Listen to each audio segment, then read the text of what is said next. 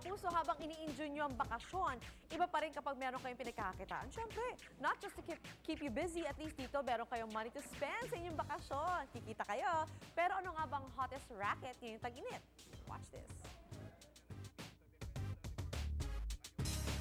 Gusto niyo ba ng extra income ngayong summer? Kung oo, heto ang mga simpleng negosyo na maaari niyong subukan para kayo'y makaipon. Una, subukang magtinda ng halo-halo. Patok ang negosyong ito dahil hanap ng marami tuwing tag-init ay masarap na cold dessert.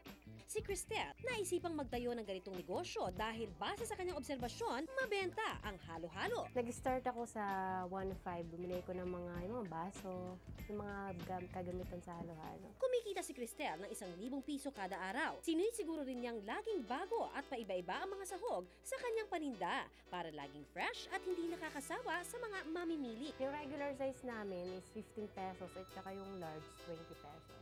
Patok din ang pagbibenta ng mga pampormang footwear na maaaring isuot sa beach at iba pang pasyalan ngayong tag-init. Ayon kay Esther, hindi siya nagsisisi nang pasukin niya ang negosyong ito 7 years ago. Yung slippers, lahat gumagamit niyan eh, di ba? Inaano namin yung pang mababang presyo, pang masa. Mas malaki ang benta namin pag summer. Magarang disenyo sa abot kayang halaga. Yan ang sikreto ng itinitindang footwear ni Esther. Kaya naman hindi nakapagtataka na ang kanyang negosyo ay napalaki niya at ngayon mabibili pa sa ilang naglalakihang mall. Kung ikaw naman ay tipo na magaling sa coordination, pwede kang rumakit as travel organizer. Pwede mong simulan sa iyong mga kaibigan by arranging their trip sa paraang mas makakamura sila than the normal rate. Siyempre, number 1, Boracay, Palawan, at saka Bohol.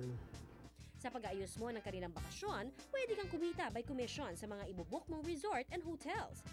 Siguruhin lang na walang magiging aberya sa itinerary na lilikhain mo para sa kanila. Ilan lang yan sa mga negosyong pwede niyong gawin this summer at malay nyo, baka ito ang maging susi ng inyong pag-asenso.